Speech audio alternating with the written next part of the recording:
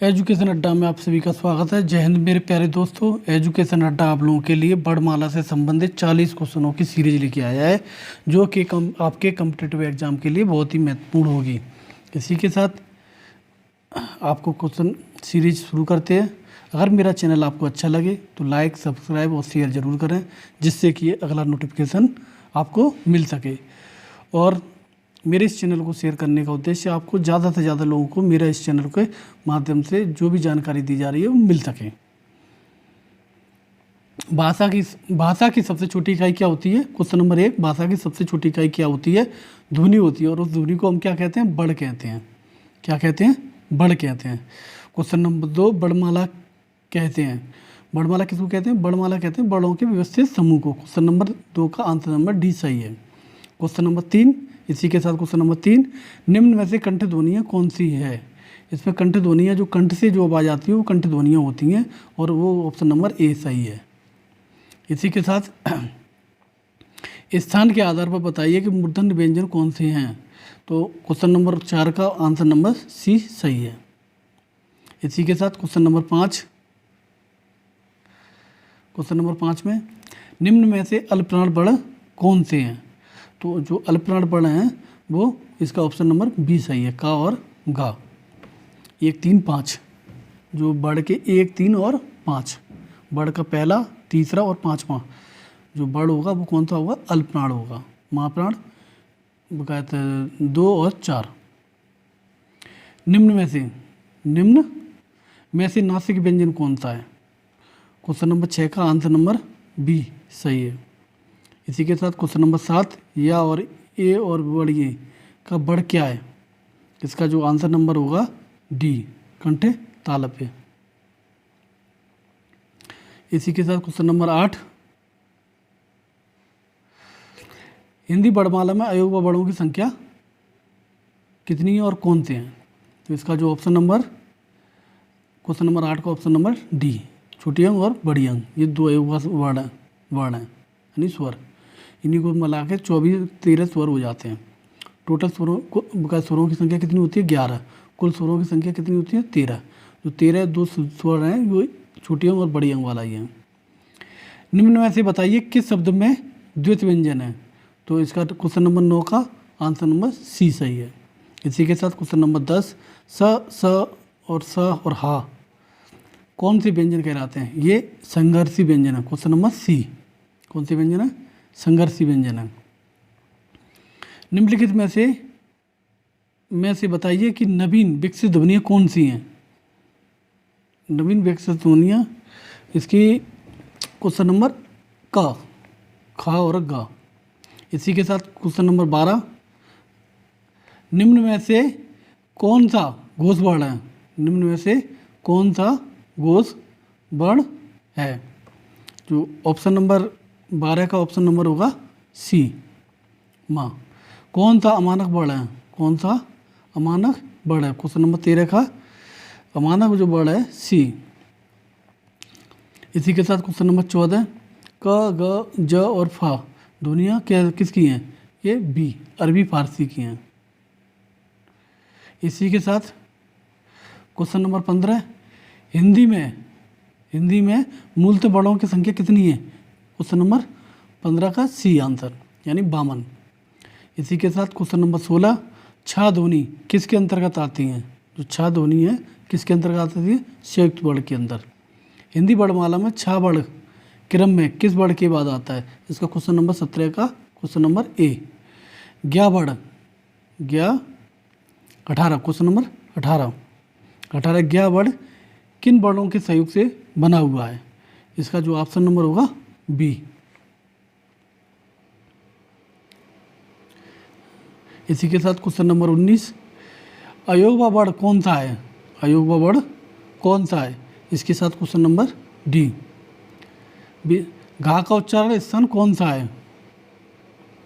B, कंठ। इनमें संयुक्त व्यंजन कौन सा है? इनमें संयुक्त व्यंजन कौन सा है? Answer number B. निम्नलिखित में से, इसी के साथ क्वेश्चन नंबर 22, निम्नलिखित में से कौन सा वर्ण उच्चारण की दृष्टि से दंत ओष्ठ नहीं है। इसका क्वेश्चन नंबर बी का आंसर नंबर डी सही होगा।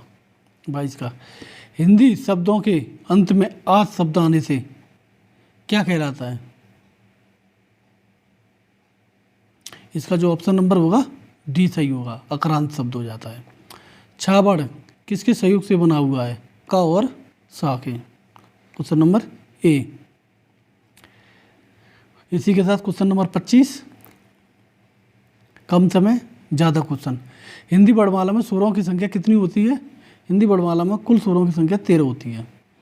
वैसे कुल स्वरों की संख्या पूछी जाए तो कितनी होती है? 11, कुल स्वर 13, कुल स्वर 13। निम्नलिखित में से कौन सा स्वर नहीं है? ये स्वर, इसका 26 का आंसर नंबर डी। इसी के साथ क्वेश्चन नंबर 27, निम्नलिखित में से कौन सा टावर्ग नहीं है?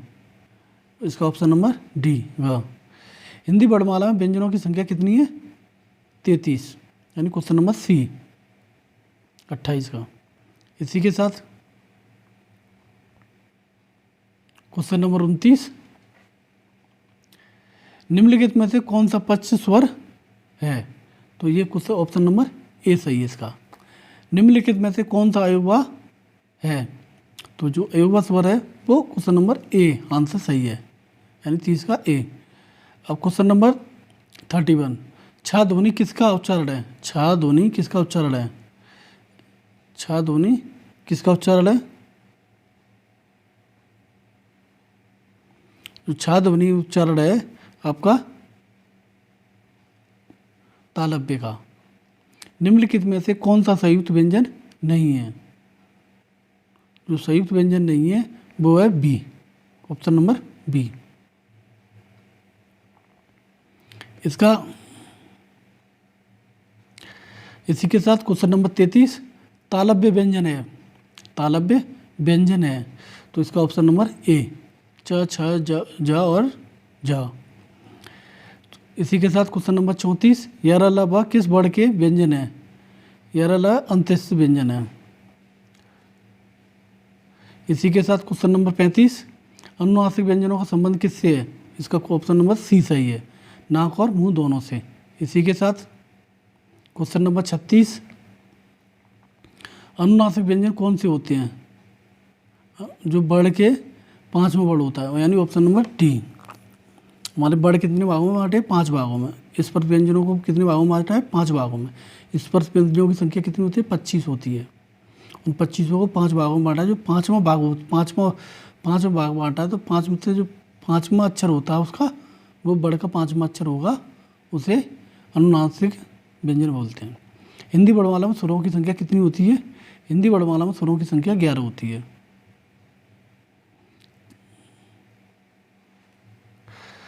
कंठोष्ठ ध्वनिया की, इसी के साथ क्वेश्चन नंबर 38, कंठोष्ठ ध्वनिया का उच्चारण है, यानी ऑप्शन नंबर ए। इसी के साथ क्वेश्चन नंबर 39, भाषा निर्माण की इकाइयों का सही क्रम क्या है? जो इसका सही क्रम है, भाषा शब्द, ध्वनि, वाक्य, पद, या ऑप्शन नंबर बी शब्द, वाक्य, ध्वनि या पद, या ऑप्शन नंबर सी पद, वाक्य, ध्वनि और शब्द, या ऑप्शन नंबर डी ध्वनि, शब्द, पद और वाक्य। तो इसका जो ऑप्शन नंबर होगा डी सही होगा। इसी के साथ ऑप्शन नंबर 40, क्वेश्चन नंबर 40, निम्नलिखित में से उच्चारण की दृष्टि से उच्चारण स्थान के आधार पर कंठ से लेकर मुख विवर्त में उच्चारित व्यंजनों की उच्चर व्यंजन ध्वनियों का सही अनुक्रम क्या है? जो सही अनुक्रम है वो ऑप्शन नंबर ए, कंठ, तालव्य और वर्तक से दंत और ओष्ठ। इसी के साथ क्वेश्चन नंबर 41, प्रयत्न के आधार पर लाख किस प्रकार की ध्वनि है? जो कि आप लोग इसे मेरे को कमेंट बॉक्स में बताना है कि इसका सही आंसर क्या है। इसी के साथ मेरा इस चैनल को आपको अच्छा लगे तो इसे लाइक, सब्सक्राइब और शेयर ज़रूर करें, जिससे कि अधिक से अधिक लोगों तक मेरे चैनल को पहुंचा जा सके और लोगों को जानकारी मिल सके। इसी के साथ हम रजा लेते हैं। जय हिंद मेरे प्यारे दोस्तों।